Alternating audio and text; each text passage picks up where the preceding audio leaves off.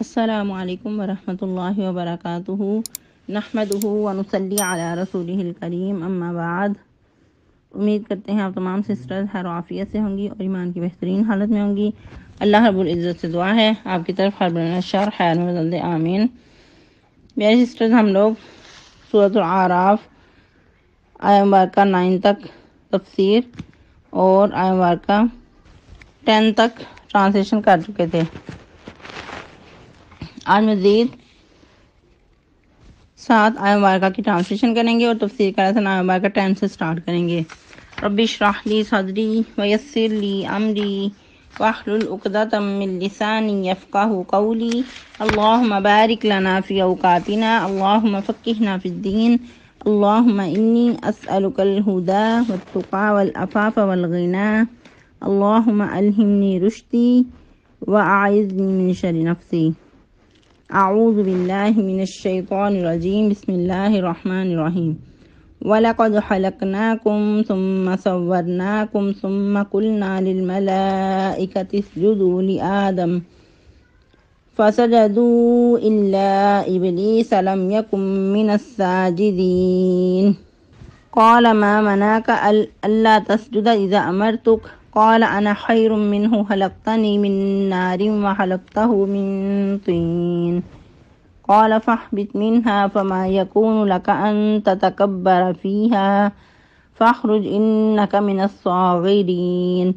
قال أنظرني إلى يوم يبعثون قال إنك من المنظرين قال فبما أغويتني لأقعدن لهم صراطك المستقيم ثم لآتينهم من بين أيديهم ومن خلفهم عن أيمانهم وعن شمائلهم ولا تجد أكثرهم شاكرين۔ ٹرانسلیشن: وَلَقَدْ خَلَقْنَاكُمْ اور البتہ تحقیق پیدا کیا ہم نے تم کو، ثُمَّ صَوَّرْنَاكُمْ پھر صورتیں بنائی ہم نے تمہاری، ثُمَّ قُلْنَا لِلْمَلَائِكَةِ اسْجُدُوا پھر کہا ہم نے فرشتوں کے لیے اسجدوا سجدہ کرو لآدم آدم علیہ السلام کو، فسجدوا تو سجدہ کیا انہوں نے، الا مگر ابلیس ابلیس نے، لم یکن من الساجدین نہیں شامل ہوا سجدہ کرنے والوں میں۔ قال فرمایا ما منعک کس نے منع کیا تجھ کو، اللہ تسجدہ یہ کہ نہ تو سجدہ کرے، اذ امرتک جب میں نے تمہیں حکم دیا، قال اس نے کہا انا خیر میں بہتر ہوں منہ اس سے، خلقتنی تو نے پیدا کیا مجھے من نار آگ سے، وخلقتہ من طین اور پیدا کیا تو نے اس کو مٹی سے۔ قال فرمایا فاہبط منہا تو اتر جا اس سے، فما یکون لک نہیں ہے لائق تیرے لیے، ان تتکبر فیہا یہ کہ تو تکبر کرے اس میں، فاخرج تو نکل جا، انک من الصاغرین بے شک تو ذلیل کیے گئوں سے ہے۔ قال کہا انذرنی مجھے ڈیل دے، الی یوم یبعثون دن اٹھائے جانے کے طرف، دن اٹھائے جانے کے۔ قال فرمایا انک من المنظرین بے شک تو مخرج دیے گئے سے ہے۔ قال فبما کہا اس نے اس لیے اغویتنی کہ تو نے مجھے گمراہ کیا ہے، لاقعدن البتہ میں ضرور بیٹھوں گا، لہم ان کے لیے، صراطک المستقیم تیری صراط مستقیم پہ یا تیری سیدھی راہ پہ۔ ثم لآتینہم من بین ایدیہم پھر میں البتہ ضرور آؤں گا ان کے پاس آگے ان کے سے، ومن خلفہم اور ان کے پیچھے سے، وعن ایمانہم اور دائیں طرف سے، وعن شمائلہم اور ان کی بائیں طرف سے، ولا تجد اکثرہم شاکرین اور نہیں پائے گا تو ان میں سے اکثروں کو شکر گزار۔ تفسیر: وَلَقَدْ مَكَّنَّاكُمْ فِي الْأَرْضِ وَجَعَلْنَا لَكُمْ فِيهَا مَعَائِشَ قَلِيلًا مَا تَشْكُرُونَ۔ اللہ سبحانہ و تعالیٰ فرما رہے ہیں، اے مشرکین مکہ اپنے رہن سہن پہ غور و فکر کرو، اور جو تمہیں اتنا زمین پہ اقتدار ملا ہوا ہے اس پہ غور و فکر کرو، اور تمہارے لیے سامان معیشت جو پیدا کی ہے اس پہ غور و فکر کرو۔ اتنی جو وسیع و عریض تمہیں کائنات پھیلی ہوئی نظر آ رہی ہے، یہ کس کی قدرت سے چل رہی ہے کہ البتہ تحقیق ہم نے تمہیں ٹھکانہ بھی دیا زمین میں، اور تمہارے لیے رہنے کے سامان بھی پیدا کیے، تمہیں زمین میں بیچ کر پیدا کر کے یوں ہی نہیں چھوڑ دیا کہ تم بھٹکتے پھرو اور اپنے لیے رہن سہن کا انتظام ڈھونڈتے پھرو، بلکہ مکمل سامان معیشت پیدا کر کے تمہیں زمین میں بھیجا۔ اور اس کے علاوہ زمانہ جاہلیت میں جو ان پہ ظلم و ستم ہوا کرتے تھے اس کی طرف بھی اشارہ ہو سکتا ہے، کیونکہ عرب کے لوگ ایسی جہالت میں پھنسے ہوئے تھے کہ ظلم و ستم کرنا روز روز کا ان کا کھیل تھا اور ان کا بائیں ہاتھ کا مشغلہ تھا۔ مسافروں کو لوٹ لینا اور قتل و غارت کرنا اور طرح طرح سے لوگوں کو ستانا۔ الغرض کے ظلم و ستم ان کے اندر کوٹ کوٹ کر بڑھا ہوا تھا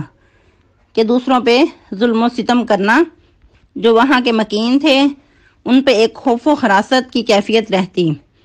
امن سکون سے وہ جی نہیں سکتے تھے۔ تو اللہ سبحانہ و تعالیٰ نے ان کو امن عطا کیا اور پرسکون زندگی رہنے کو عطا کی،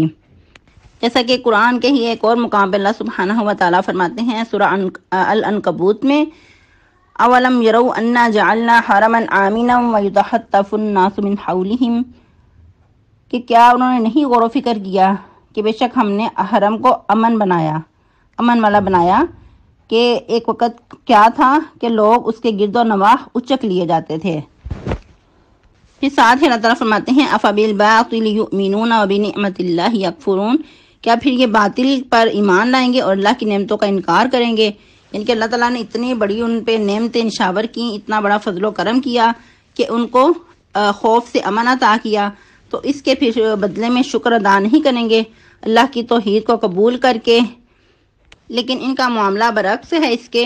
کہ وہ باطل پر اعتقاد رکھتے ہیں اور اللہ کی نعمتوں کا نہ شکر بنتے ہیں، اس کی نعمتوں پہ شکر گزاری کی بجائے وہ نعمتوں کی ناشکری کرتے ہیں۔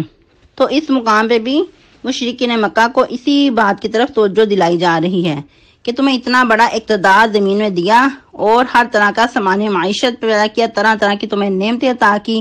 لیکن کیا ہے تمہارا معاملہ شکر گزاری کی بجائے قلیلا ما تشکرون، کہ تم لوگ بہت ہی کم شکر ادا کرتے ہو۔ اب انسان غور و فکر کرے کہ مشرکین مکہ کے پاس کون کون سی نعمتیں تھیں۔ سب سے بڑھ کے مرکزی عبادت گاہ جو کہ بیت اللہ سب سے بڑی نعمت تھی، پھر اس کے بعد اور بہت بڑی بڑی نعمتیں ان کے پاس تھیں اور آب زمزم جیسی نعمت، اور پھر مزید حرم کو امن کا مقام عطا کیا، جیسا کہ ایک اور مقام پہ فرمایا فمن دخلہ کان آمنا، کہ جو کوئی اس گھر میں داخل ہو جائے وہ امن پا جاتا ہے۔ مزید آگے بڑھیں تو کیا پتہ چلتا ہے کہ ادھر اگرچہ مشرکین مکہ کو مخاطب کر کے کہا جا رہا ہے، لیکن اس کے بعد مخاطب ہر انسانیت ہے، تمام انسانیت کو مخاطب کیا جا رہا ہے، جتنے بھی قیامت تک آنے والے لوگ ہیں سب ہی اس میں شامل ہیں، کیونکہ جو بھی انسان دنیا پہ آتا ہے اللہ سبحانہ و تعالیٰ اس کے تمام رزق کا بندوبست کرتے ہیں اور اس کا رزق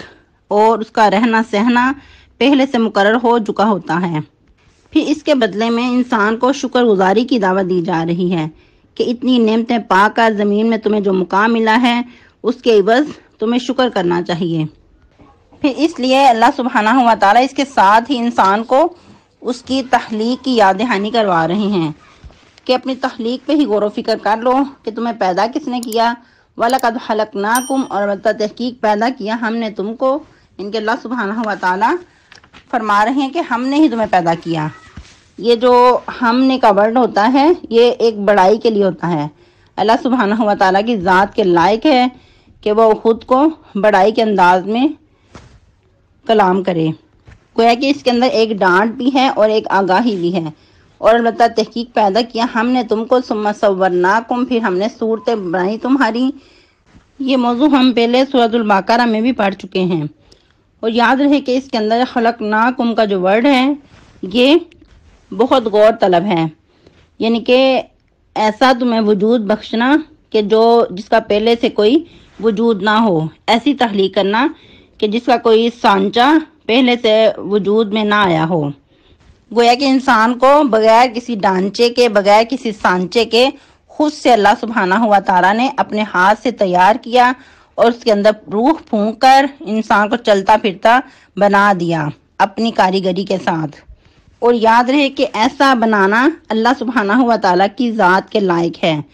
کوئی انسان ایسی کوئی چیز تیار نہیں کر سکتا کہ جو خود سے خود تیار کرے۔ جب بھی کوئی انسان کوئی چیز بناتا ہے تو پہلے سے اس کا کوئی وجود،